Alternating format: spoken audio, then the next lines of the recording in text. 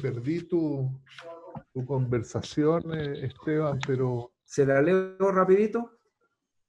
no sé si, bueno, si es que No, pues no es sí. molestia para los otros. No. Está hablando el señor Epicuro respecto de cómo se hace referencia a las cosas.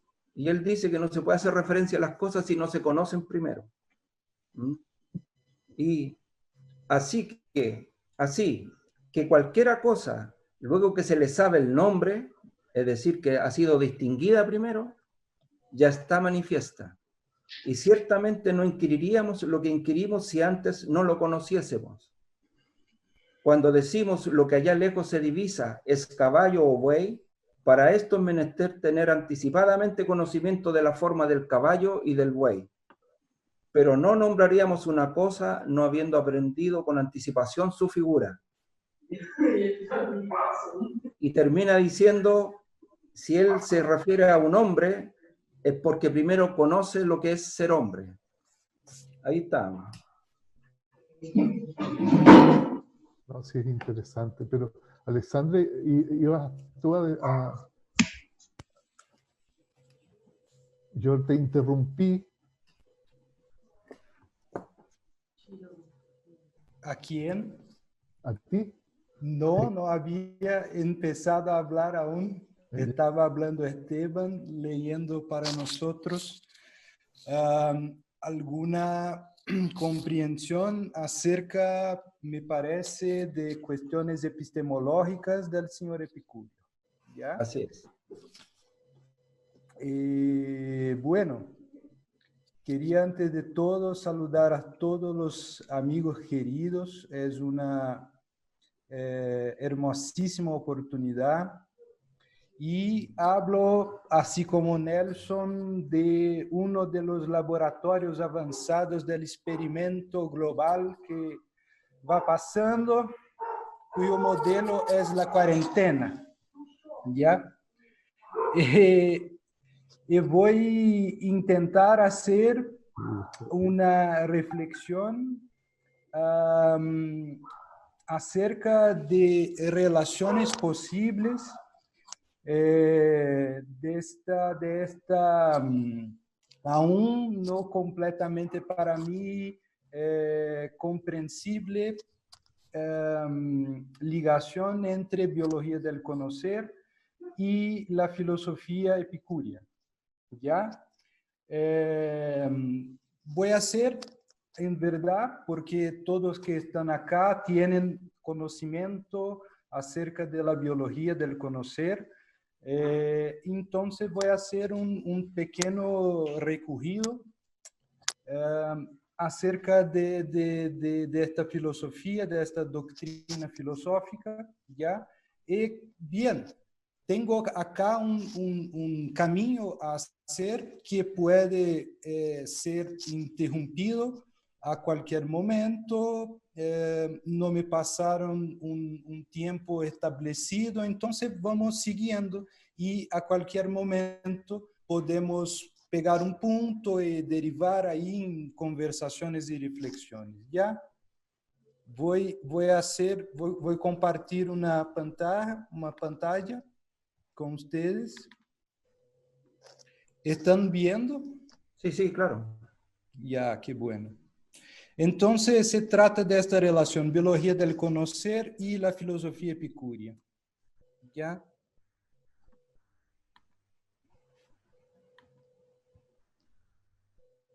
Ahí está. El jardín y el cerdo, o Epicúreos y su filosofía. Epicúreo tenía una mala reputación en una Grecia en declinio, ¿ya? Y se decía que por la posición, por su modo de comprender las cosas, él se parecía o sería un cerdo por cuenta de su fisiología del animal, lo digo, que no puede levantar la cabeza, no puede llegar a un conocimiento más alto, ¿ya? Y Epicuros en griego quiere decir aquel que viene en nuestra ayuda, aquel que viene en nuestra asistencia. En verdad, tal vez Epicuro y su filosofía es la primera vez que tenemos bien acabado una noción de filósofo médico o filósofo terapeuta, ¿ya? Básicamente esto de inicio. El nacimiento de Epicuro, cosas muy rápidas, 4 antes de Cristo, 341, y la fundación del jardín, que sería la escuela, y su lugar físicamente ubicado, fue fundado en 305-306 a.C., ¿ya? Bueno, hago una pregunta, ¿dónde proviene el pensamiento epicúreo? ¿Ya? Bueno, en esta filosofía vamos a encontrar, avante la lettre, algo así, una filosofía, una fisiología de la filosofía. ¿Qué quiere decir? Quiere decir que el pensamiento de Epicúreo proviene del cuerpo de Epicúreo. ¿Ya? ¿Por qué? Porque filosofamos, conocemos y llegamos a la sabiduría a partir de un cuerpo. Esto es clave ya para entender su filosofía. Y nadie se vuelve sabio a partir de un estado corporal cualquier, ¿ya? De modo que a la luz de hoy nos parece una idea casi banal, pero él ha dicho esto 4 siglos antes de la era común, antes de Nietzsche, por ejemplo, y de la demostración neurobiológica del hombre neuronal, y que hago aquí un homenaje a Jorge con su modelo del pez neuronal, ¿ya? Y también de la demostración freudiana del hombre libidinal. De modo que la identidad de un filósofo, quiere decir de alguien que conoce, ya coincide muy exactamente con su biología, quiere decir con su fisiología y su anatomía. Y esto, claro que ya vamos pensando en la biología del conocer, ¿ya? Del cuerpo, por lo tanto, eso se trata. La teoría atomista propone una explicación del pensamiento basada exclusivamente en una física simple, muy sencilla, que consiste de que el movimiento de los átomos en el vacío, ¿ya? Bueno, el conjunto de los acontecimientos de esta realidad, que es el pensamiento, es del mismo ámbito de esa causalidad material, ¿ya? Esto es fundamental para todo lo que tenemos que reflexionar adelante. Y lo mismo vale para la reflexión, para la palabra, el lenguaje y la filosofía. Bueno, del mismo ámbito de esa causalidad material, todo que sucede supone arreglos singulares de componentes singulares, ellos propios singularmente constituidos, o átomos más finos que otros, más volátiles, más rápidos en su caída, vibraciones de remolinos, choques, encuentros, declives, agregaciones. Muy bien, el pensamiento de un hombre supone su cuerpo, su carne, su alma, el todo expresando la misma realidad atómica y material en diferentes palabras. ¿Ya? El epicurismo y su lucha. ¿Cuál es su lucha? Son enemigos los mitos, las creencias, las ficciones, religiones, dogmas, por ahí va. ¿Ya? El Epicúreo y el epicurismo se propusieron luchar contra todo lo que genera miedo, dolor, sufrimiento. La totalidad de su pensamiento proviene de una única preocupación: erradicar la negatividad y definir la positividad como la realización de esta paz del alma y del cuerpo. De modo que la física será una ética, ya en verdad. porque lo que se trata es de eliminar la ignorancia y las supersticiones, de modo que así los miedos se desvanecen de cierta forma. Muy bien. La proposición física física epicúrea. Átomos y vacío, movimiento. En esto está la globalidad conceptual compacta de la filosofía de Epicurio, cuyo leitmotiv es este mismo: todo se deriva de esto y nada más. Reducido entonces al que constituye ya el mundo aparece por lo que es, a saber, una máquina, un mecanismo, una máquina trabajada por flujos, movimientos, energías, fuerzas, todo vibrando a la manera de un inmenso cuerpo vivo. Muy bien.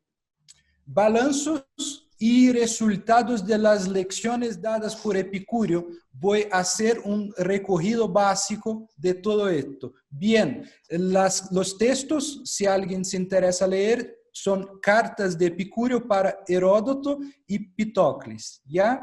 La infinidad del todo, de modo que, por lo tanto, la infinidad de los compuestos y de los mundos, la eternidad del movimiento, la no existencia de los inicios, de modo también que no carece de un agente que haga el inicio del cosmos, del mundo. Muy bien, la verdad de los simulacros, su invisibilidad en relación a su velocidad. La corporeidad del alma, su materialidad, por lo tanto. La diseminación de las partículas finas del alma en el agregado del cuerpo a la manera de un soplo. El alma como sede de la sensibilidad. Todo el conocimiento para Epicurio parte de la sensibilidad, y la sensibilidad es, digamos, en este sentido, verdadera, consistente, ¿ya? Nos trae las cosas que componen el mundo, y bueno, es también necesario razonamiento, así se dice, para las cosas que no son perceptibles, digamos así, perceptibles para nosotros, claro. La íntima relación del alma con el cuerpo. De hecho, hay un continuum material en la discontinuidad de las estructuras atómicas, el desligamiento del alma material y del cuerpo material, como definición de la muerte. Por lo tanto, tenemos ahí un fisicalismo psíquico. ¿Ya? Epicurio desprecia todos aquellos que afirman la inconsistencia material del alma. Contraría así al señor Platón y toda la tradición platónica, donde enseña la inmortalidad, quiere decir en el Fédon. Platón enseña la inmortalidad del alma, su inmaterialidad, el dualismo, la separación entre el cuerpo y el alma, basada en el principio de disjunción entre lo inteligible y lo sensible. ¿Ya? Epicurio no parte de nada de esto. Por lo tanto, tenemos también una ontología materialista. ¿Ya? Por ejemplo, la mente psicosis o la mente somatosis, que son, digamos, antiguidades orientales, que vía Pitágoras y vía Platón, que reactiva esto como un buen pitagórico.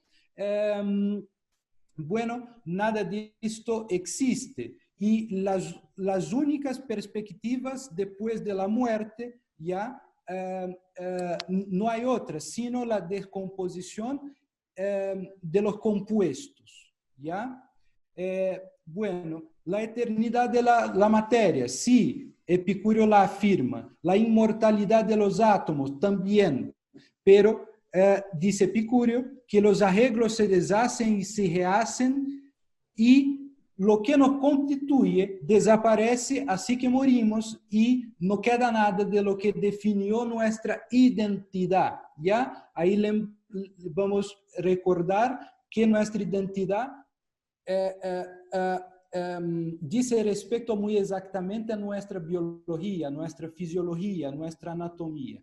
Bueno, entonces no hay nada que temer con la muerte, porque en estos juegos atómicos no hay castigo que esperar, no hay culpa que expiar, en fin, hay sí los dioses para Epicurio, pero los dioses son modelos de los filósofos epicuristas, ¿ya? Y no tienen interés en el destino del mundo y en el destino humano.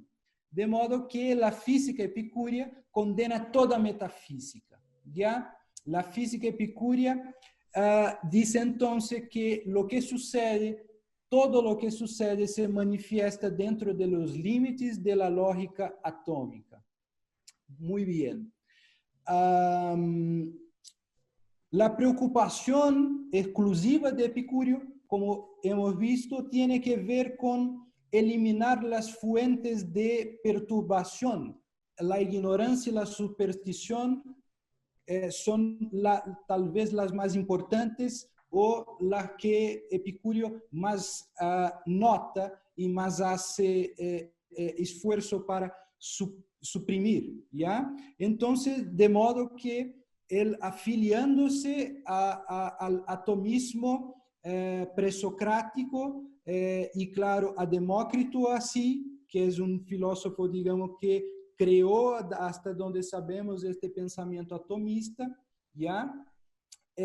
Así lo haciendo, él sustituye, entonces, hay la posibilidad por el atomismo de sustituir las explicaciones míticas y que bien atribuye intencionalidad y finalidad a la naturaleza. Aquí tenemos un punto sumamente importante para pensar la relación con la biología del conocer, la cuestión de la intencionalidad y de la finalidad. Muy bien, pasamos.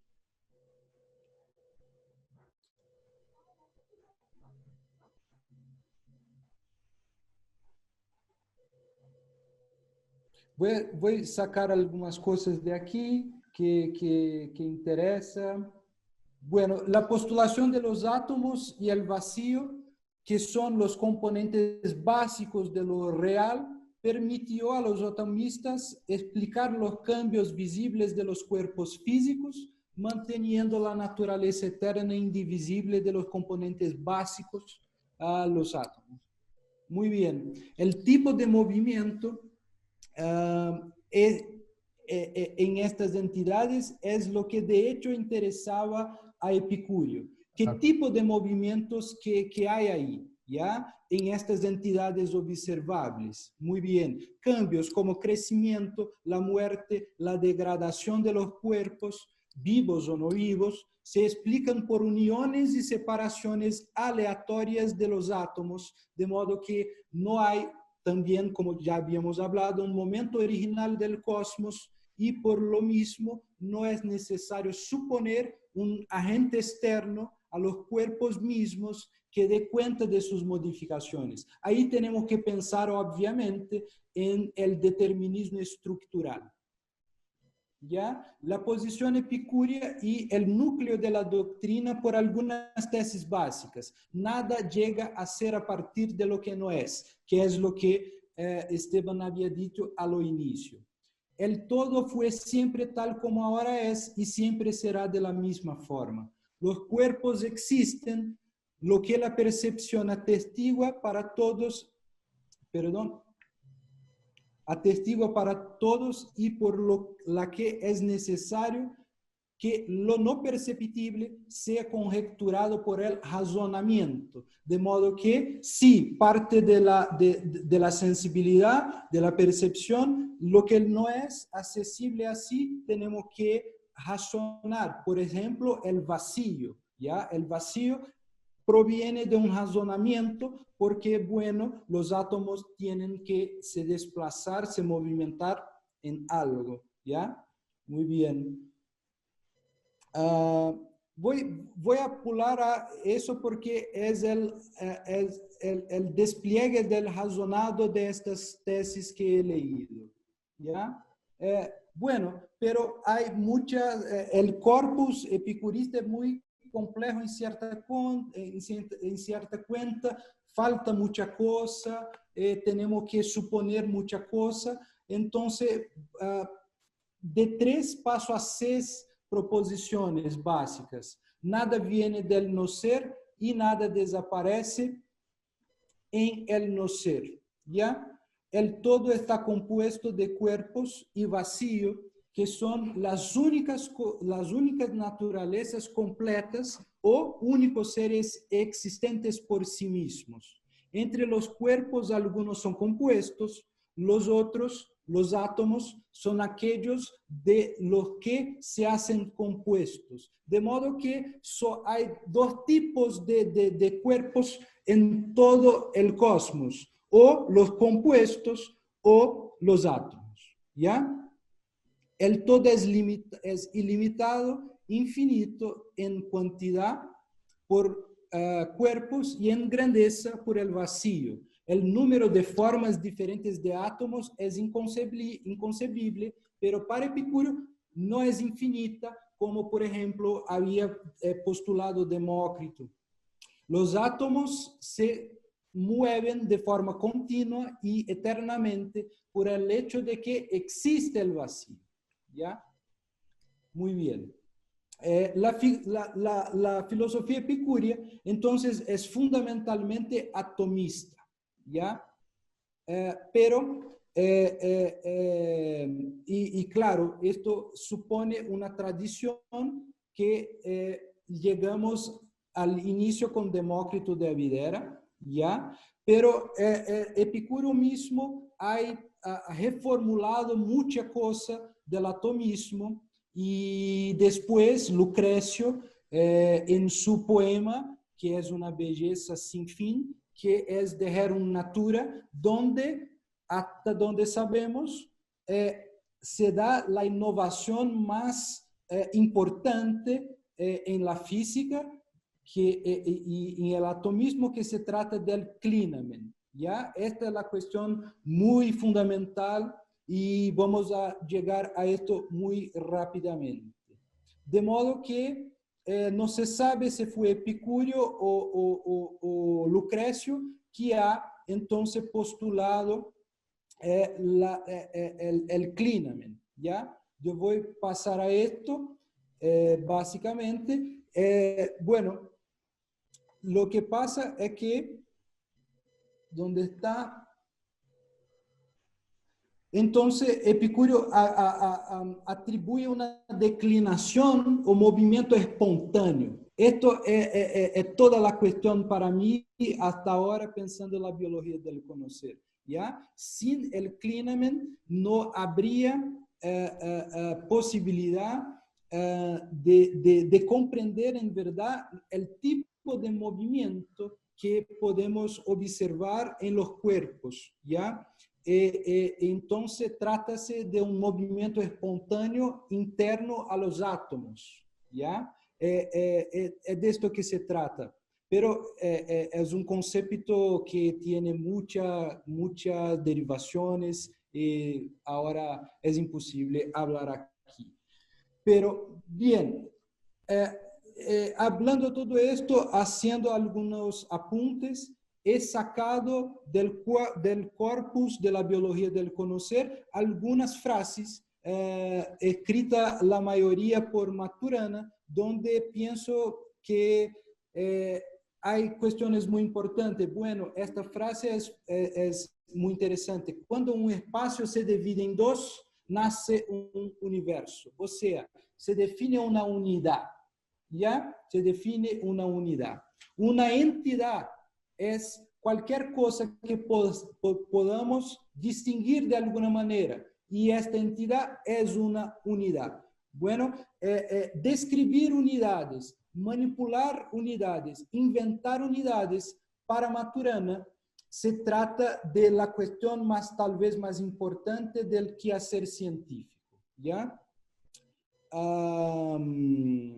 voy a sacar esta porque, bueno, se trata de que entonces hay unidades simples y unidades compuestas, así como enseña la biología del conocer.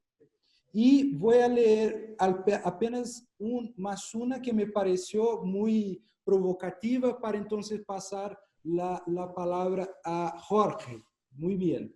Cada vez que distinguimos algo como un todo y no lo dividimos en partes, lo distinguimos como una unidad simple. Idealmente, la palabra átomo significa exactamente esto. Si distingo mi reloj como una unidad simple, entonces es un reloj atómico. Y la unidad simple, en el momento en que se la distingue, es específica, se especifica mediante la operación de distinción en términos de ciertas propiedades. La operación de distinción especifica o indica las propiedades que caracterizan la unidad simple, pero las unidades compuestas son más difíciles, porque ahí no se trata apenas de especificar sus propiedades. Habría más algunas frases aquí que son muy importantes. Voy a apenas apuntar más dos cosas y nada más. En la biología del conocer, pienso que, claro, hay un enfoque mecanicista a partir de la modernidad y un enfoque no vitalista para explicar principalmente la fenomenología de los seres vivientes.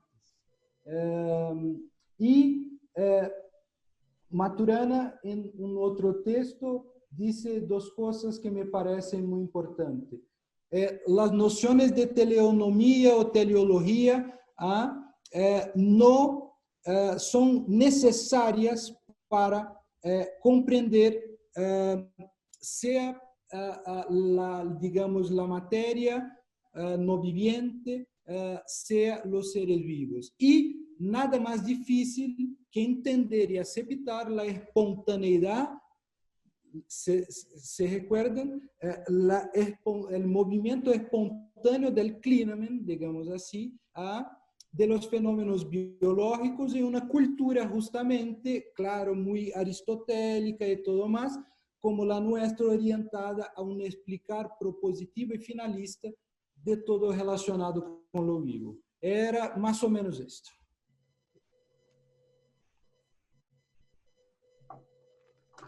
Oye, estupendo.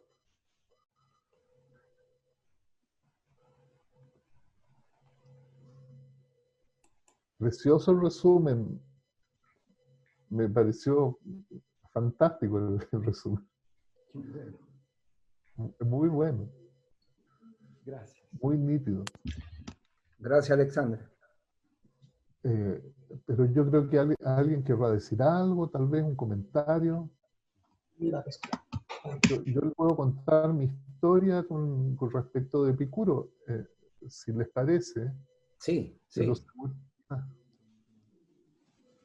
Quizás alguien quiere hacer una pregunta o decir alguna cosa, no sé.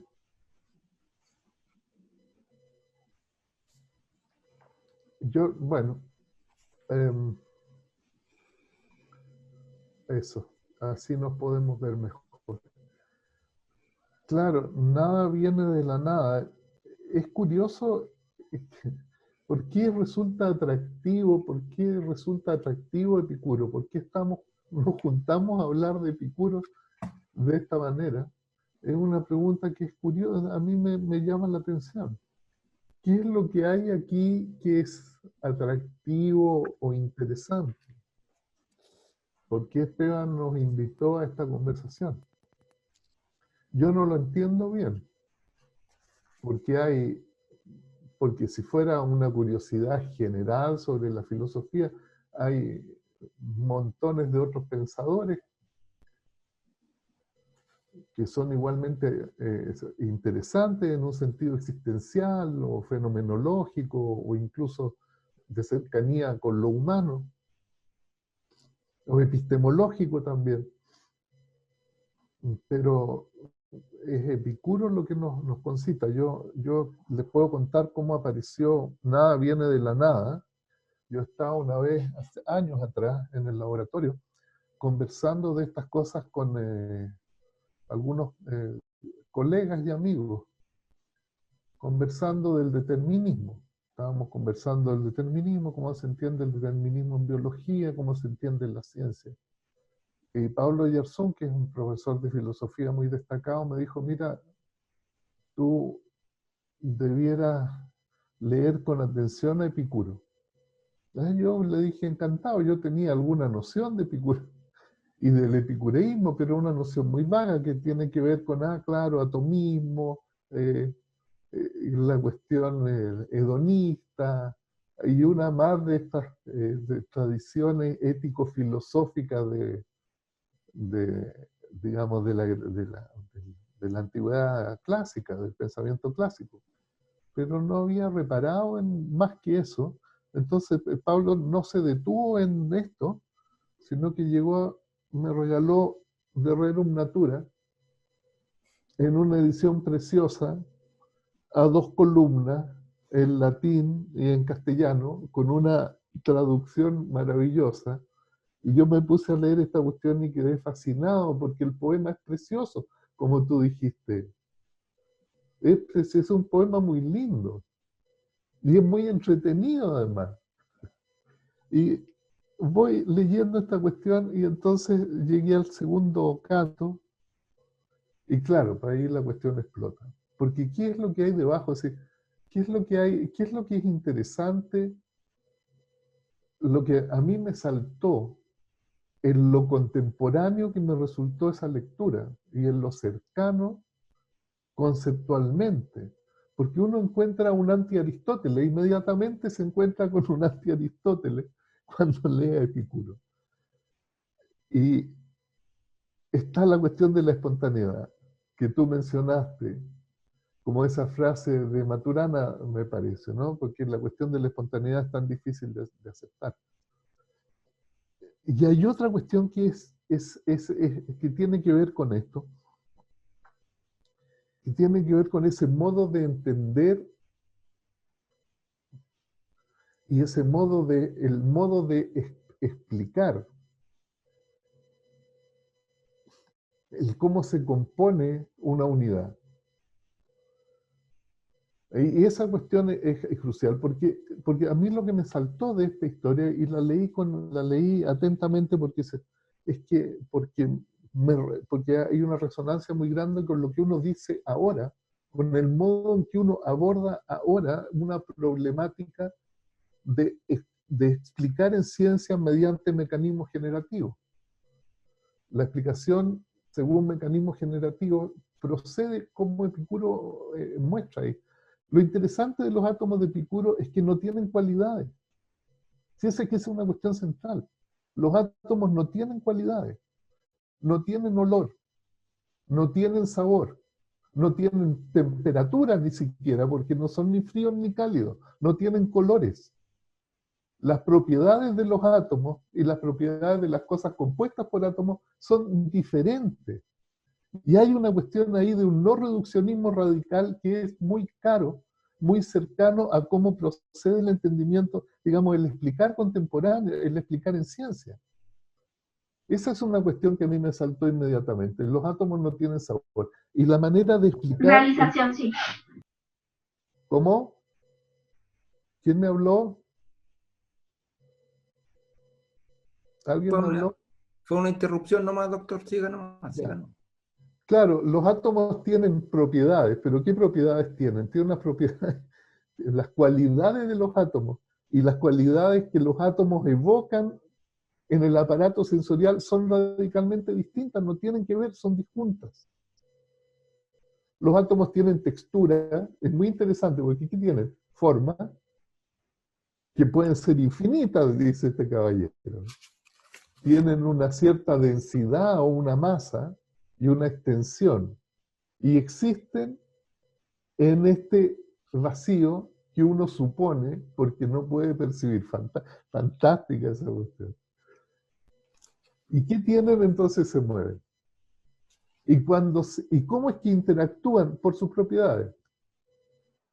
Y cuando interactúan, lo que surge de la interacción es algo distinto, que tiene propiedades distintas, cualidades diferentes que los átomos.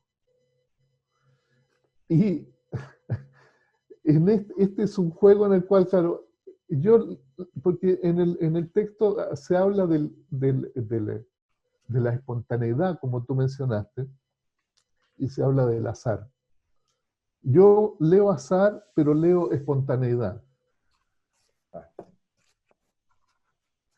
Si uno lee espontaneidad, lo que resulta ocurriendo es que las interacciones entre los átomos ocurren espontáneamente.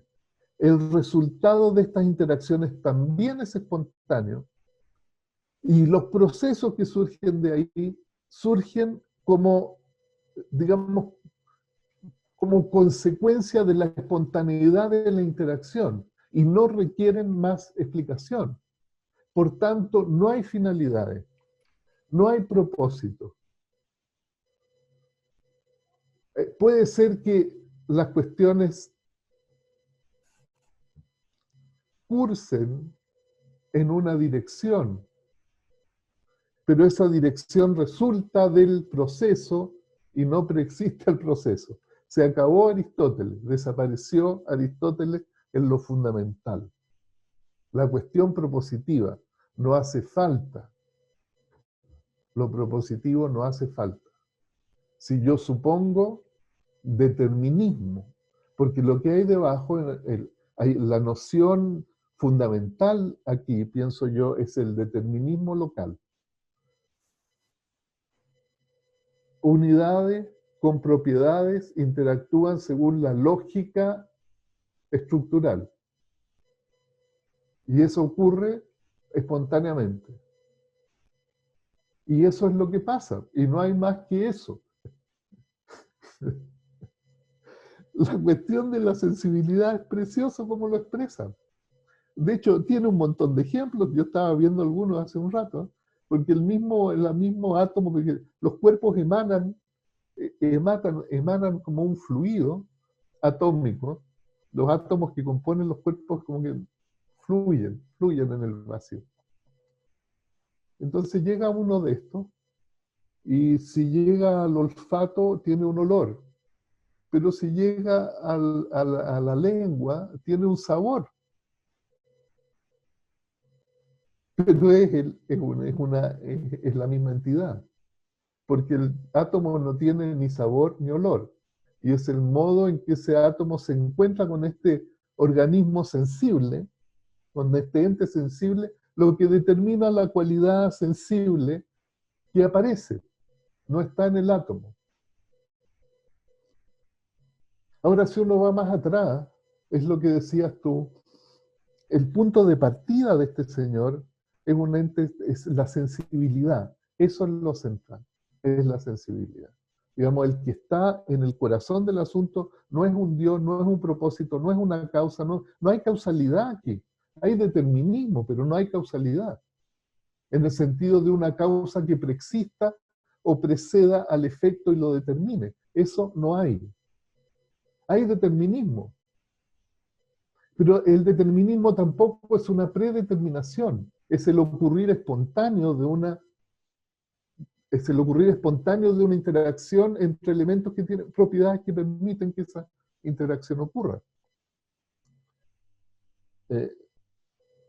Claro, y el centro de la cuestión ahora, ¿quién es el filósofo que mira esto? Bueno, lo que es este filósofo es un cuerpo compuesto de átomos que existe en la sensibilidad.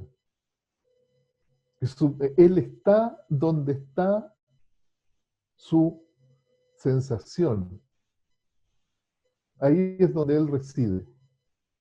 Y todo lo que ocurre en él como una experiencia sensible.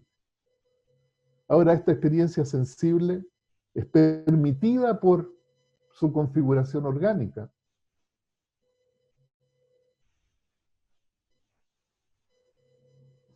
Y está limitada también por eso. Pero él existe en su sentirse ser, digamos. Entonces aparece esa cuestión interesante de este señor que habla desde su sentir, porque lo que hay es sensación. La sensación es evocada por estas interacciones entre las corporalidades, ¿no? Pero el Señor habla desde y distingue desde el Señor, el filósofo este, habla, distingue desde su sentir, desde la sensación. Y es interesante, bueno, y ahí deriva la otra cuestión, pues deriva toda la cuestión de la digamos, ética de ese modo ético de mirar el mundo, ¿no? Está hedonista, pero no es un hedonismo, es como templanza, yo diría, ¿no? No es como que se oye hedonismo así de esa manera brutal, ¿no? Claro, porque sensaciones, entonces placer y dolor, pues. Y como es espontáneo, y como no obedece a ninguna lógica trascendente, y como no obedece a ninguna divinidad o regla sobrenatural, la espontaneidad es lo que es, pues. Entonces, si es placer, es bueno, y si es dolor, es malo. El placer se quiere, el dolor se evita. Es espontáneo. No es que haya. Lo bueno y lo malo no pueden separarse del placer y el dolor en este mundo. Y eso es lo interesante que tiene. Y bueno, y después todo ese juego que hace tan entretenido de la distinción de los placeres y de los distintos tipos de deseos y placeres. Es gracioso, ¿no? Es, hay estos deseos que son, el deseo es la búsqueda del placer, ¿no? El placer que es natural y necesario. El que es natural, pero no necesario. El sexo, por ejemplo. Natural y necesario comer, beber, seguridad. Pero el sexo no, es natural, pero no es necesario, porque este caballero no está ni allí con la reproducción, no le interesa el propósito, no definen las cosas por el propósito. El sexo ocurre, la consecuencia es la reproducción, pero la reproducción no justifica, no explica. Digamos, las consecuencias no son causas. Esa es la cuestión en este mundo, en el mundo epicúreo.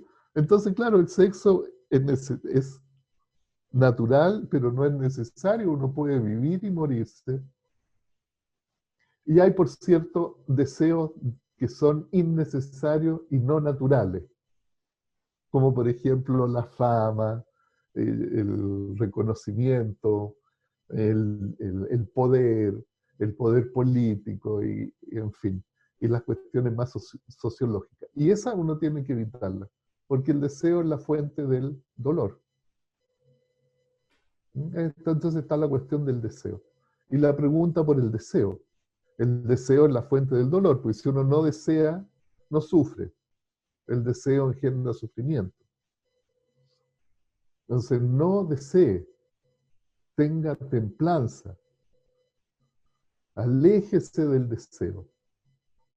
Busque el placer en la medida de lo posible, diría, en aquello que es saludable, ¿no? Entonces la templanza en realidad es una cuestión que es contraria a esta idea del hedonismo desatado que uno ve. No es eso, es la templanza, es una reflexión sobre la templanza más bien, sobre la prudencia. ¿Sí? Ese es su punto de vista. Pero uno tendría que preguntarse, pues, sobre el placer y el dolor, no sobre el deseo. Porque ¿dónde está el deseo?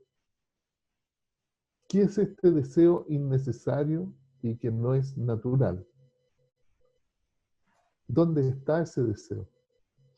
¿Cómo llega a existir? ¿Cómo llega a ocurrir eso? que en realidad el placer y el dolor es una cosa interesante porque él hace la distinción, se hace la distinción en el poema y estaba buscando.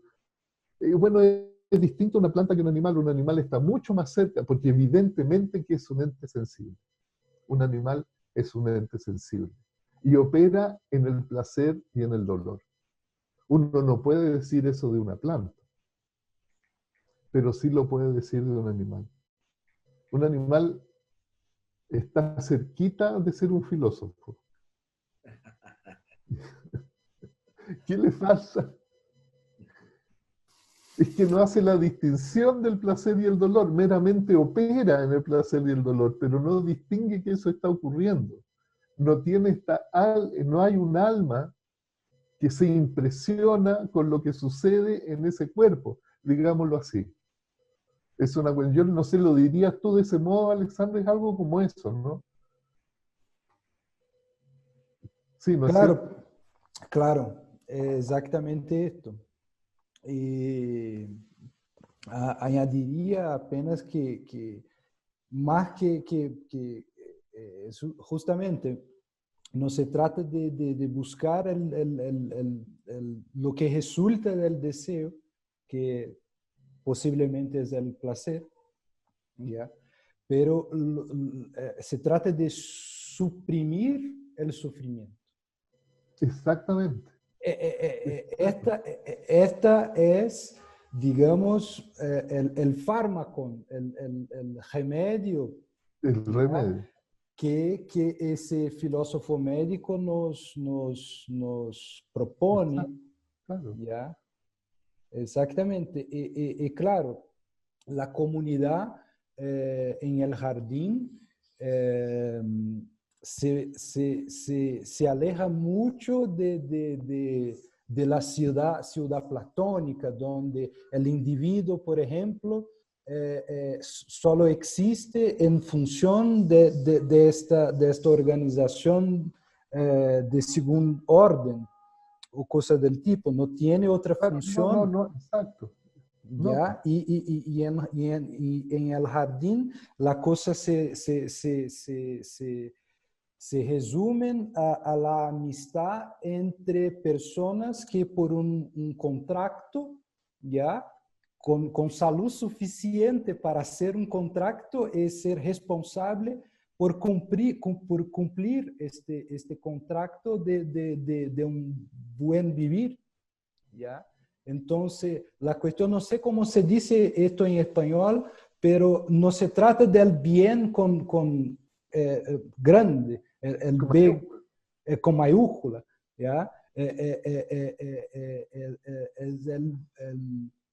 Es porque en portugués tenemos el bom, el bem, mal, bom y mal con U. No sé cómo están entendiendo. sí. No es algo trascendente, justamente esto. ¿Ya? Y esta es la cuestión.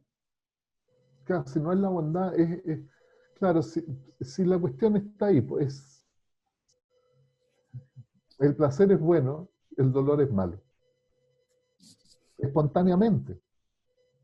Porque si no, el placer no sería placer y el dolor no sería dolor. Están estas sensaciones, hay sensaciones que son específicas, el color o el sabor de algo, y hay una sensación genérica, placer o dolor. Y Y eso siempre están evocadas y siempre están presentes en cada momento. Claro, claro. Y el placer es placentero y el dolor es doloroso. Entonces el placer es bueno, es deseable, es querible, es bueno buscar el placer, evitar el dolor. Ahora, si la búsqueda del placer da dolor, hay que evitar la búsqueda del placer, porque esa es la lógica. El deseo produce sufrimiento. Pero uno podría reflexionar sobre eso, ¿eh? Sobre el placer y el dolor, qué son esas. En la biología, ¿cómo es que hay placer y hay dolor? En un bicho. ¿De dónde es que surge eso? ¿Con qué tiene que ver el placer y el dolor? Esas son preguntas que uno nunca se hace. porque son tan cercanas esas cuestiones que se dan por hechas nomás y no se reflexiona sobre ellas. No se reflexiona sobre la textura de la de la experiencia sensible. ¿Cómo es que tiene esa textura? O el mundo emocional, ¿cómo es que tiene esa riqueza o esas dimensiones? ¿Por qué hay miedo y hay alegría? ¿De dónde viene eso?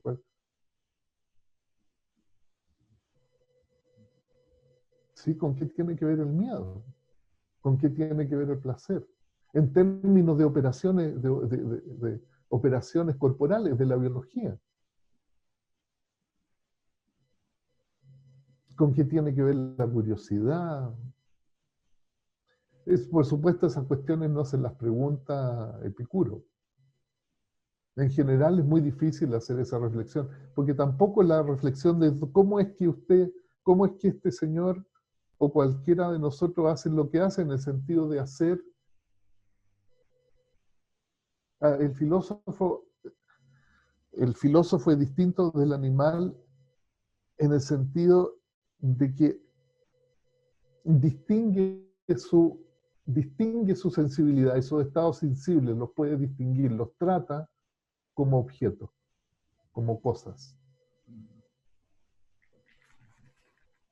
Y es desde ahí, desde donde hablan, porque el mundo epicúreo es empirista en el sentido de que todo lo que hay procede como una impresión sensible. Pero al mismo tiempo es que puede distinguirlas. ¿Cómo es que eso puede hacerse? Bueno, ahí hay una explicación, estaba leyendo hace un rato, de que cuando una de estas sensaciones se vuelve muy, muy frecuente y muy vívida, puede generalizarse por la razón y entonces surge como una entidad. Entonces en el discurso, la razón, donde ocurre la razón, donde ocurre el razonamiento. Y ahí la cuestión del lenguaje es lo que no está acá en ninguna parte señalado, ¿no? Yeah.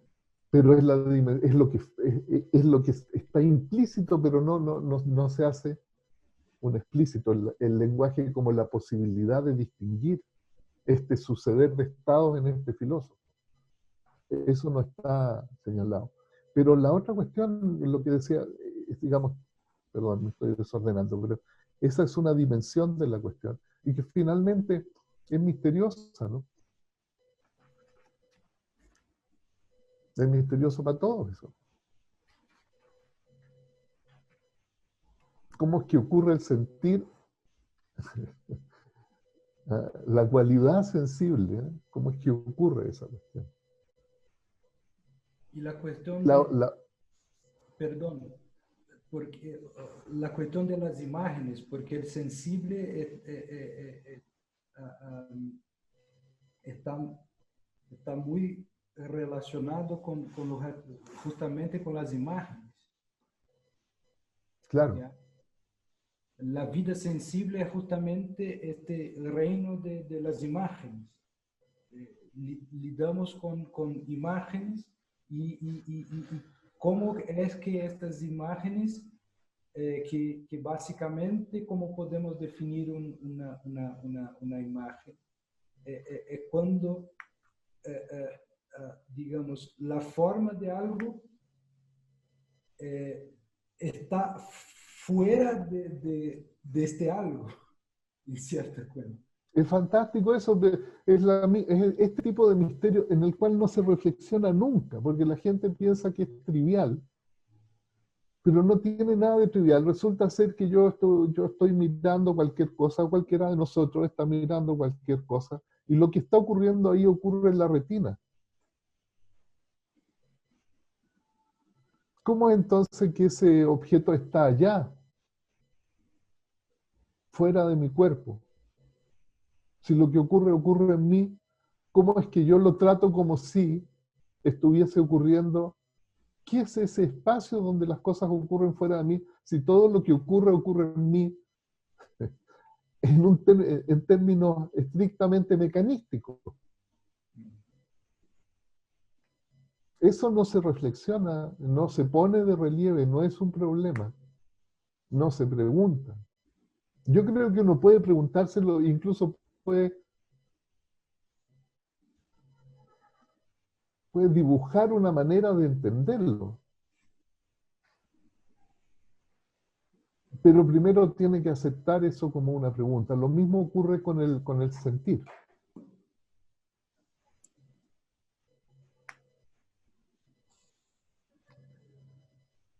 Claro, pero esa es una cuestión, y la otra cuestión es la cuestión del lenguaje, porque el Epicuro él mismo tiene la potestad de distinguir su sensibilidad y tratar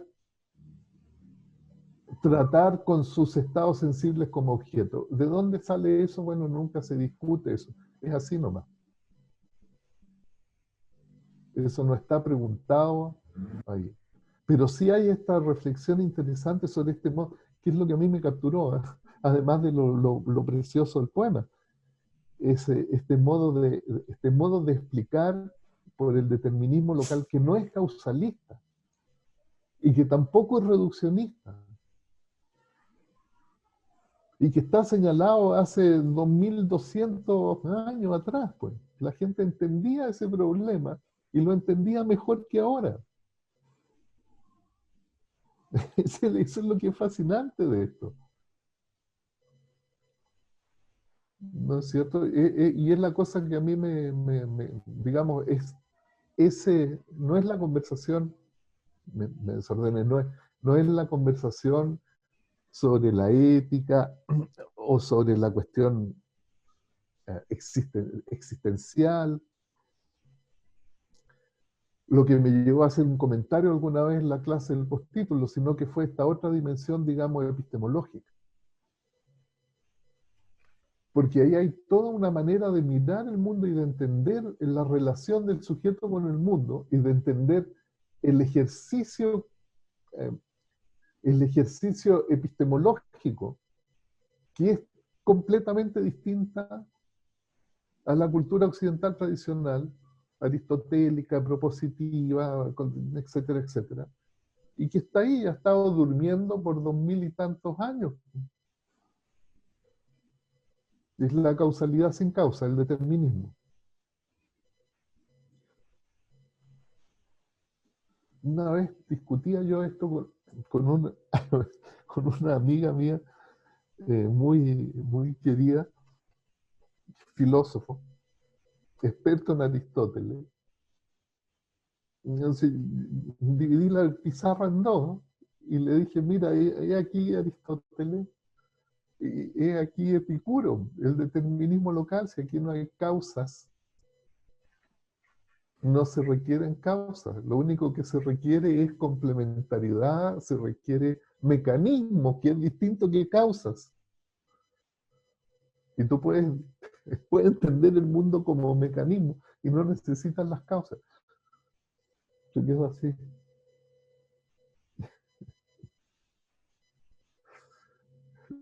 Se sorprendió, pues.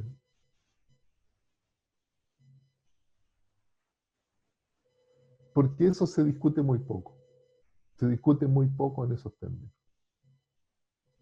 La ciencia contemporánea, diga lo que diga el epistemólogo, diga lo que diga el profesor de positivismo lógico, diga lo que diga el filósofo analítico que hace una discusión sobre la ciencia, Mario Bunge, por ejemplo, que es el atero más grande, estaba pensando yo, ¿quién resiste eso? Que lata más grande. Diga lo que diga Mario Bunge, la ciencia en su praxis no tiene que ver con causas causales, digamos, tiene que ver con procesos deterministas, locales, y con espontaneidad de los procesos. Y hay toda una dimensión de la ciencia que es la termodinámica, que trata de la espontaneidad y de cuándo y cómo ocurre espontáneamente algo. Las condiciones bajo las cuales las cuestiones ocurren espontáneamente.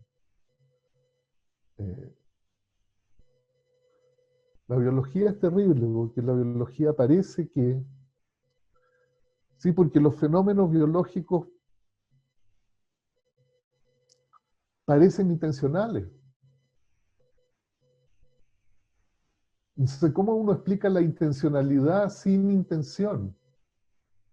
Porque en el momento en que lo describe como intencional, la intención aparece como un agente causal. Y hay intencionalidad. Bueno, si las cosas no pasan en cualquier dirección, una cosa es, ¿cómo explico yo la dirección que toman los cambios? Si no hay intencionalidad. En Aristóteles es clarito, los cambios son hacia un fin. Hay un hacia, es un para. Hay un para, un hacia. Hay un fin, hay una entelequia. Este señor Aristóteles, hasta donde yo me he dado cuenta, ni siquiera es que sea tan mañoso como... No explica cómo eso pasa, solamente dice, yo para describir esto que pasa, la única manera en que lo puedo describir es decir, esto es hacia una entelequia, hay un estado. Claro, si uno ve la cuestión linealmente, pareciera que esa manera de describirlo es un tránsito desde el huevo hasta el adulto. Hay un desde y hay un hasta. Pero si uno concibe eso más bien como un ciclo, y los ciclos tienen una dirección, no pasa al revés, no pasa que el adulto se vuelve huevo. Pasa que el huevo se vuelve adulto y pone un huevo, y entonces la dirección de la transformación es siempre la misma porque es un ciclo, es como el reloj, anda para un lado nomás. Pero si uno lo ve como un ciclo, entonces no hay un hacia, porque la causa es una consecuencia y la consecuencia es una causa. Claro, si yo lo corto, esto es causa y esto es consecuencia. Esto es causa, curiosamente el final es la causa y el proceso es la consecuencia.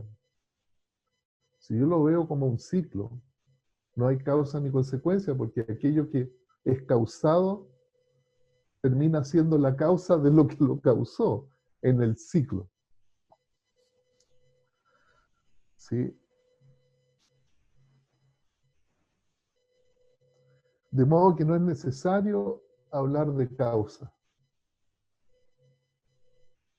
Y eso está en Epicuro. Sí hay determinismo. Y en ese sentido, la causalidad, si es que hay alguna, si es que voy a hablar de causalidad, voy a hablar de un determinismo local, como la única cuestión que es causa, porque la causa es el respeto de lo posible en la espontaneidad de las interacciones. Esa es la causa. Es el respeto de la estructura. De hecho, estaba leyendo un párrafo fantástico ahí, que dice, bueno, claro, todas las cuestiones están compuestas de átomos, pero esto tampoco se los voy a decir en chileno, ¿eh? Esta lectura estaba haciendo hace un momento. Pero esto tampoco no es así nomás, pues no es de cualquier manera, porque no es una tole-tole esta cuestión. Está bien que está todo hecho de átomos, pero momentito, no le sale un racimo de flores, un gran manojo de flores a un caballo de un momento a otro. No, pues eso no pasa, porque hay un determinismo, hay un determinismo en la estructura, ¿no? Esas cuestiones no son posibles. Ah, cuando se descompone, claro, se descompone en átomos y cualquier cosa puede surgir de ahí, según ocurra la espontaneidad de las interacciones. Pero mientras la cuestión es lo que es, se conserva siendo y no pasa a ser otra cosa de cualquier modo. Ah, porque tiene que ver con cómo está compuesto. Todo eso, bueno, todo eso está escrito ahí en ese texto que tiene, no sé, por 2200 años. Y nos deja con el, digamos, es el anti-Aristóteles, eso es lo que yo diría. Y nos libera de esa cosa pesada del aristotelismo, del propositivismo, de la finalidad, de la ley, porque aquí no hay leyes, hay regularidades, pero no hay leyes. en el sentido de dictums que tienen que respetarse y que se imponen sobre los procesos, que existen en un plano trascendente a los procesos y se imponen sobre ellos. Las leyes de la física son regularidades que ocurren espontáneamente, no son unos dictum divinos, digamos. No hay leyes, no se respeta una ley. La ley es lo que ocurre espontáneamente. Es lo que ocurre espontáneamente en ciertas circunstancias. No hay leyes, no hay propósito, no hay finalidad. No hay intencionalidad tampoco. Hay determinismo.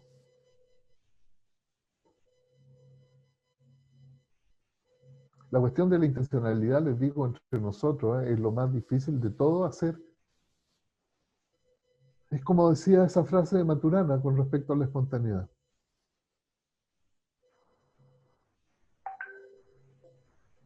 Digamos, deshacerse, poner distancia con la noción de intencionalidad.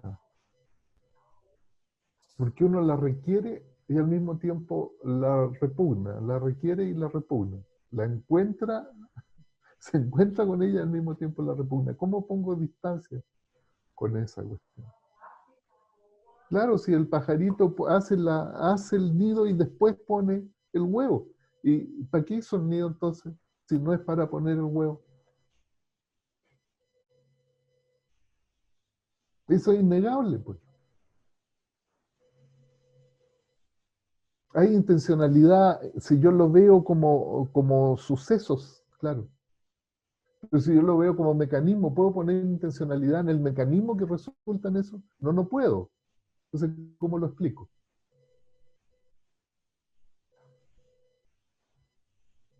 No puedo suponer que lo que yo veo como intencional, ah, claro, ¿para qué hizo el nido si no es para poner el huevo?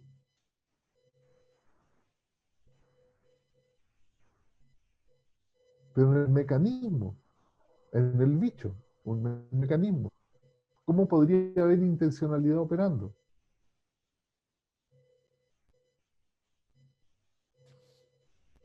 Si ni siquiera ocurre que este pajarito, si ese pajarito no existe en ninguna parte más que en el dominio de la composición orgánica que es ese pájaro. No existe en sus células, no existe en sus moléculas, no existe en sus átomos. Los átomos y las moléculas y las células tienen propiedades distintas que el pájaro. Eso está dicho ahí por Epicuro. El, el, claro, un bicho puede crecer, pero los átomos no crecen. Lo que pasará es que se estiran o se distancian, pero no crecen, se distancian, se vuelven más leves. Les pasan cosas muy distintas. El bicho creció, los átomos se separaron. La intencionalidad, en el caso del pajarito, yo lo veo donde veo al pájaro. No la puedo ver en sus células. Entonces, ¿cómo lo explico? Es problemático. Pero Epicuro ayuda a resolver eso. Justamente que ayuda. Al menos dice, yo no puedo esperar encontrar aquello que existe en el espacio del bicho. No tengo por qué suponer que eso que existe en el espacio del bicho, la intencionalidad, por ejemplo, existe en el espacio de los átomos que lo componen. Los átomos que lo componen no contienen, no tienen las propiedades. Un átomo no tiene olor. Una neurona no tiene intencionalidad.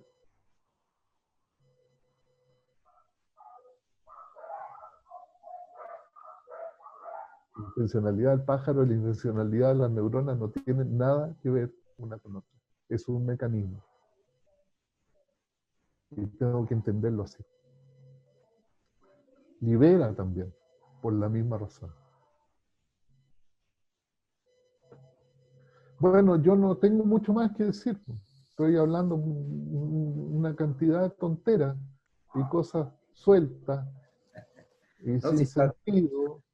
está súper bien. Si lo que queríamos escuchar era enterarnos de su experiencia con este señor Epicuro y que como partió esta conversación, que nada viene de la nada. Y sin duda que a usted le tiene que haber causado algo cuando se encontró con este señor y también le tiene que haber ayudado a ver las cosas desde otro lado. ¿Sí? En la carta esta que le escribe a Heródoto, ¿sí? Me llamó la atención y esto lo digo leyendo como el no erudito que soy yo, una persona que no sabe. Así que por lo tanto tengo la Yo flexibilidad. tampoco sé, he leído la cuestión un par de veces por placer nomás, no. Claro, pero me refiero al hecho que tengo la flexibilidad de la equivocación, ¿sí? No estoy amarrado a encontrar siempre algo mejor de lo que ya tenía. Y él le dice, mira, primero, ocúpate de las palabras, en el sentido de que tienes que entender las palabras, su significado. Y claro, si a mí me dice, oiga, entienda primero las palabras en profundidad para después poder usarlas, bueno, entonces está haciendo referencia de que hay palabras, ¿sí? Y después dice, y usted no puede distinguir nada, ¿sí? Que no esté apuntado por una palabra, ¿sí? Y lo encontré extraordinario, porque cuando le está recomendando al principio de cómo él tiene que ir ordenando su idea, dice, ordena las palabras se refieren a objetos, ¿sí? Y apuntan a objetos, de modo que parte por ahí, le dice. Parte por entender en profundidad las palabras y después viene desarrollando todo lo demás. Me llamó la atención eso, de que parte del hecho de que el mundo que él puede hacer referencia a un mundo que está en las palabras.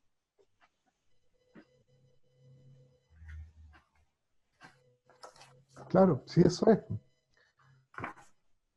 En el sentido de que el filósofo hace eso, hace referencia a sus estados sensibles que provienen de esta interacción.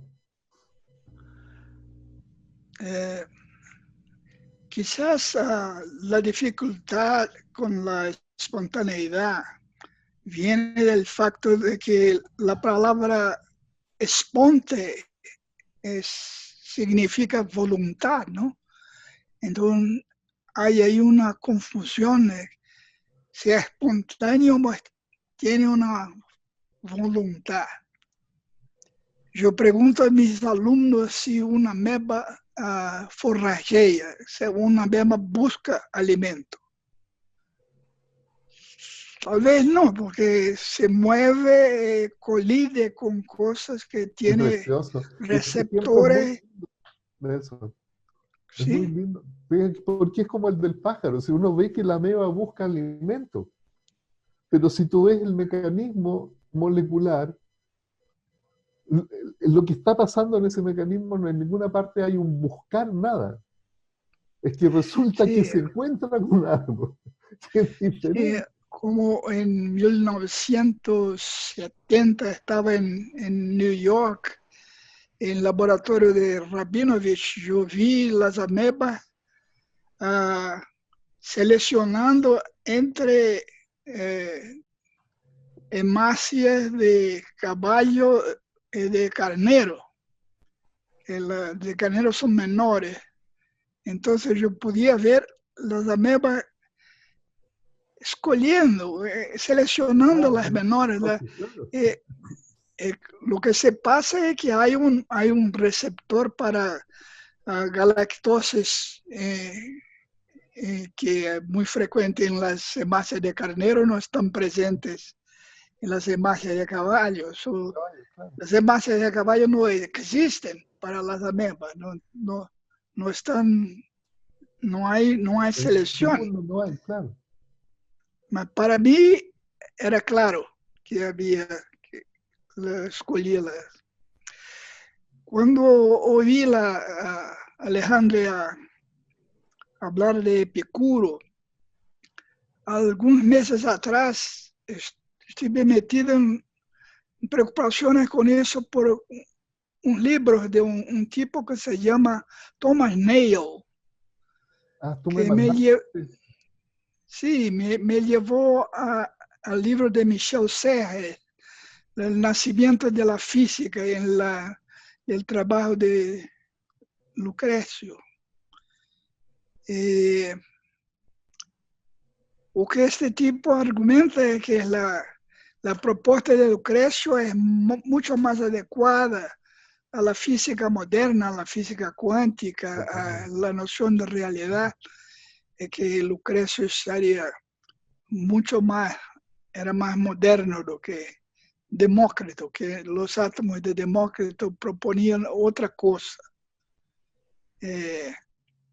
Me parece muy curioso que el Klineman tiene a ver con la turbulencia, que es uno de los fenómenos más complejos de la matemática, la física de la turbulencia es tremendamente compleja, ¿no?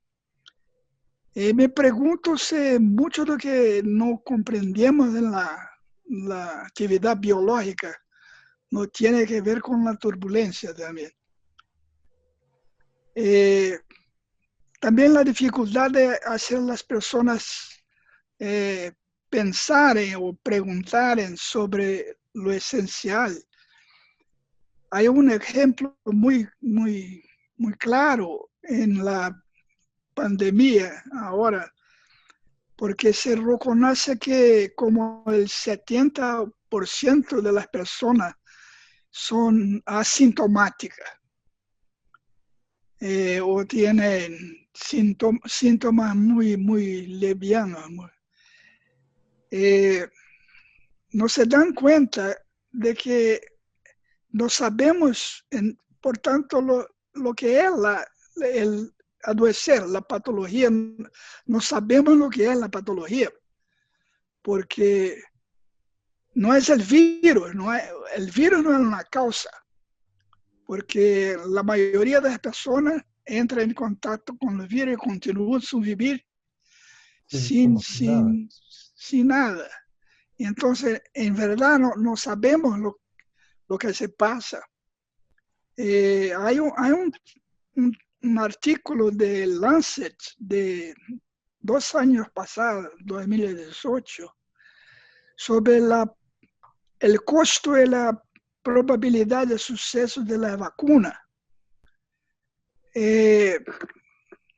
La conclusión es que hay 94% de probabilidad de fracaso. El costo estimado es de $20 billones, el plazo de 10 años. Esta es la mediana para las vacunas es esta. Gran probabilidad de no funcionar, muy cara, dificílima. Hay como casi 100 vacunas siendo tentadas ahora. ¿Cómo va a se ensayar esas vacunas? Piensa que, por ejemplo, en la influenza, los viejos necesitan una dosis mayor de antígeno para reaccionar. No reaccionan a las dosis normales de la vacuna. Entonces, las dosis normales de la vacuna de influenza no funcionan para los viejos. Entonces, como van a testar decenas de vacunas para el coronavirus, ¿cuáles son las dosis para los viejos? Que son una población que necesita de protección. Claro, porque son los que... Creo que es muy curiosa esa situación porque la inmunología fue arrastrada al centro del palco, pero no puede responder a nada. Su fragilidad es evidente, no consigue contestar las preguntas más elementares. Entonces vivimos históricamente una situación muy curiosa, muy curiosa.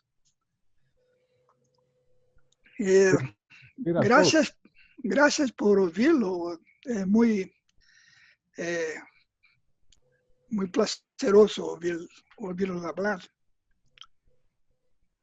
No, para mí es un encanto verlos a todos, y a ustedes en especial. Ahí está Luis, es un encanto verlos. Podríamos juntarnos de verdad, ¿eh? Ahí está el otro Luis. Oye, Luis, tanto tiempo que no te veía. A Luis Aguilar. Esperemos que esto se termine y podamos juntarnos. Hacemos un asado en mi patio. Estupendo.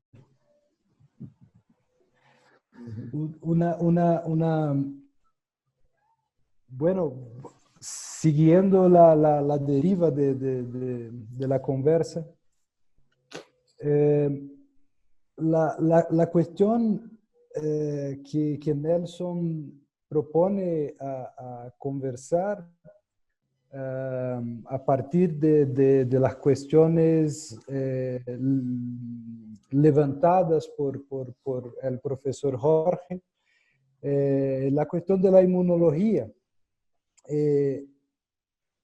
Y claro, todo que involucra la cuestión hoy de la situación de la pandemia y todo, me he encontrado con la cuestión de explicar las cosas muy sencillamente, como si, bueno, entonces es un virus que ha saltado de un bicho y que, bueno, ahí está. ¿Ya?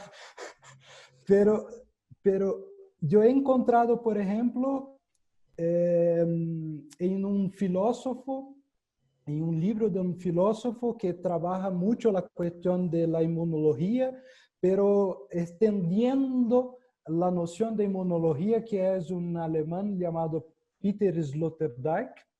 Bien, él, en una nota de su libro, él dice que un tipo que es un psicólogo suizo ha escrito un libro en 94, algo así, diciendo que la peste negra, donde entonces empieza un continuo de horrores que de la modernidad, tiene relación directa, vamos a decir así, está marcado psicosocialmente por las manipulaciones de las relaciones materno-infantiles en aquella época.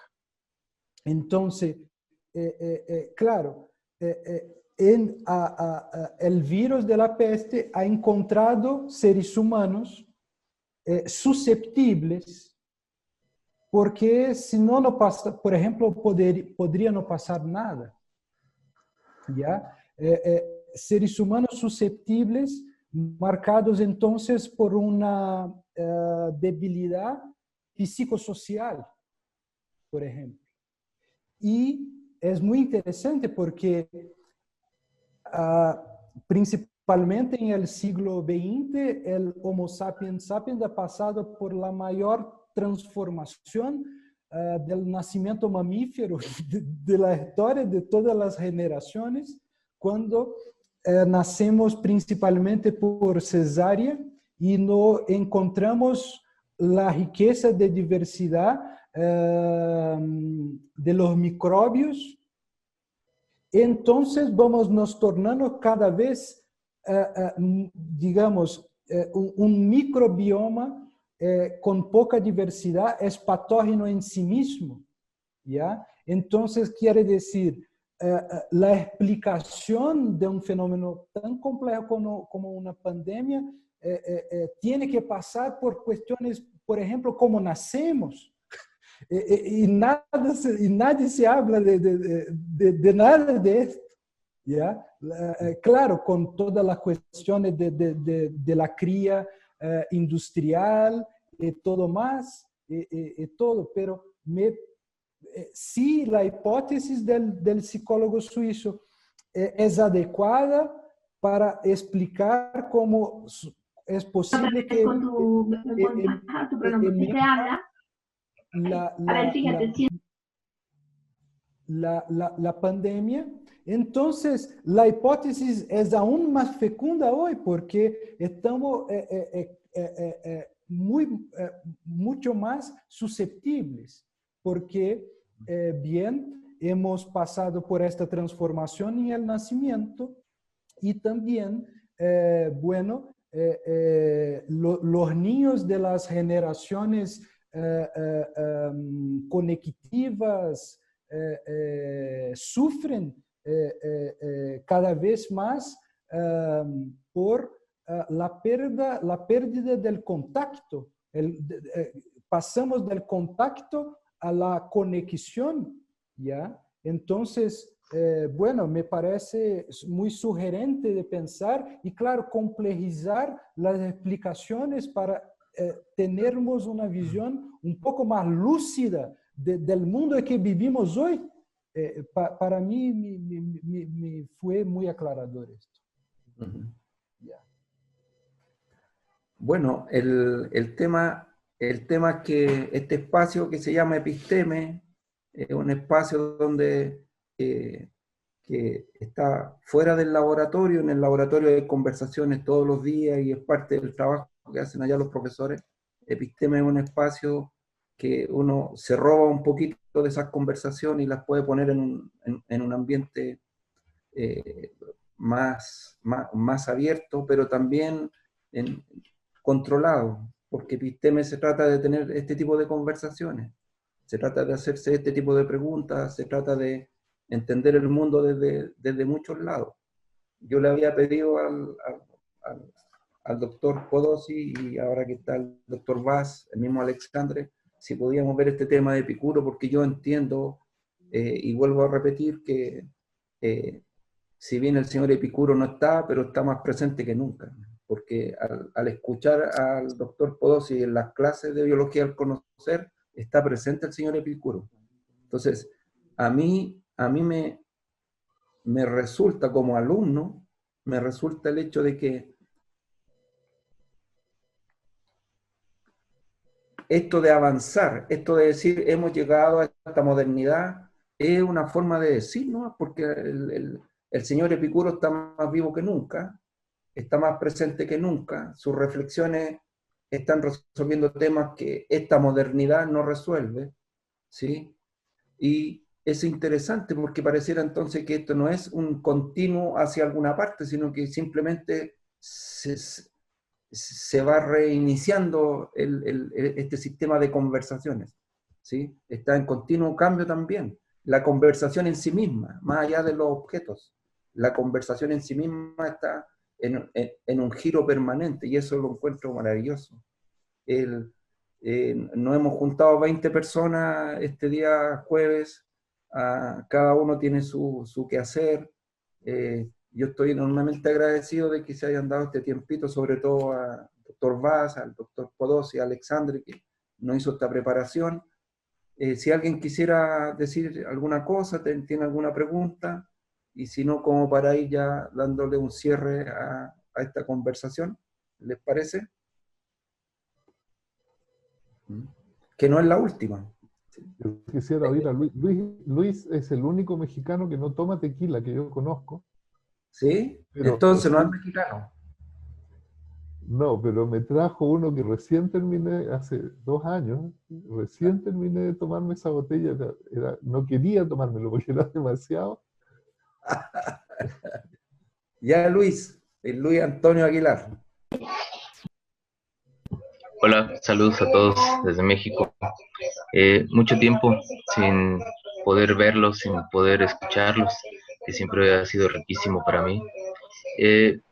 Escuchándolos ahora hablar de estos temas, siempre llena, ¿no? Y sobre todo acá que cuando yo regresé del laboratorio del Rayo con unos escritos que causaron conmoción y aún la siguen causando, ¿no? Porque de repente ir a hablar de biología del conocer, hablar de ideas, de términos que acá pocos conocen, siempre fue muy difícil y ha sido muy difícil escuchar oídos abiertos. Y ahora que retomamos Epicuro, retomamos esas ideas y entendemos, como dice Esteban y ha dicho Alexander y el doctor Jorge, da giro y volvemos a retomar esas conversaciones. Aquí, una de las cosas que siempre han saltado en la disciplina, yo soy alguien que estudia la comunicación, los fenómenos comunicacionales, y siempre el tema de la intencionalidad, el tema de la teleonomía o de la finalidad, equifinalidad, todo tiene que ir hacia algún lado, ¿no? Y plantear estas ideas siempre ha sido bien, bien complicado, ¿no? Ahora que hablaban de Epicuro, de la idea de las unidades complejas, de cómo son unidades simples, del placer, del dolor, retomo una idea que hace poco tenía yo con unos colegas a los que les estaba dictando una clase, que hay un filósofo que es coreano, que trabaja en Alemania, Byung-Chul Han se llama, que ha tenido algunas discusiones con Zizek, que nombró Alexander, pero tienen ahí una idea bien interesante sobre la inmunología. Y hablando de la intencionalidad, ¿no? Porque decía que estamos en una época de un exceso de positividad, o sea, es el exceso de positividad, él lo marca como buscar el placer por el placer, es alejar el dolor y vivir en un entorno de placer en el que no haya dolor y el dolor lo evite, ¿no?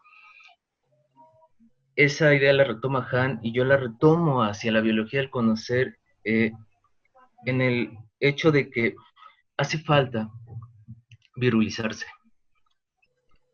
¿no? Y estamos virulizados todo el tiempo y no nos damos cuenta, y es cuando hablamos de que no hay intencionalidad. El otro nos viruliza y nos inmunizamos del otro y recomponemos nuestra estructura, nos ajustamos estructuralmente sin darnos cuenta. Y no es que le digamos nosotros al cuerpo, le digamos a nuestra mente, ajustate estructuralmente, por favor, ¿no? O vuélvete feliz, por favor, cúrate, por favor. Hay tantas cosas que suceden que van más, que ocurren, como hablaba el doctor, en la espontaneidad de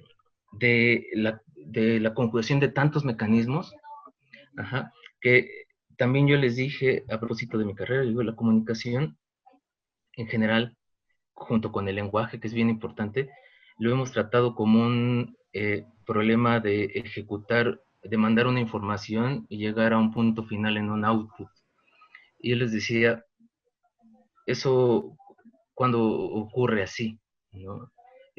Nosotros nos comunicamos y yo también les decía, es como si fuera un virus, lanzamos el virus de la comunicación, llega y pueden suceder tantas cosas como sucede cuando, siempre recuerdo el doctor decía, empezamos siendo huevo y podemos terminar siendo tantas cosas, ¿no?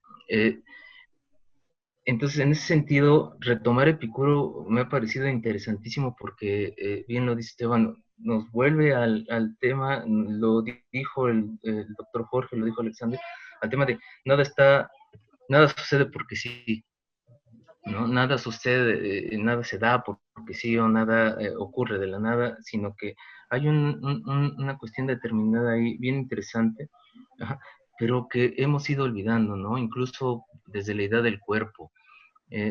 Comentaba también esa cuestión, el cuerpo se nos ha ido olvidando fenomenológicamente, ontológicamente, ¿no? Hoy el cuerpo es algo que incluso se quiere medir, se quiere conceptualizar, se quiere utilitarizar, y se nos olvida que el cuerpo es otra cosa que fenomenológicamente tiene que ver con la manera en cómo habitamos el mundo y las posibilidades que tenemos de habitar ese mundo, ¿no? Más allá de darle finalidades, de darle propiedades que devienen de ideas de cultura y otras cosas que por supuesto están en lo que nosotros le queremos dar de significación al cuerpo y no lo que ocurre a nivel biológico, que sabemos que es una cuestión de las posibilidades y de la posibilidad de ser, de vivir y de habitar, ¿no? Entonces, yo agradezco mucho que me hayan invitado, de compartir en ese espacio, de ver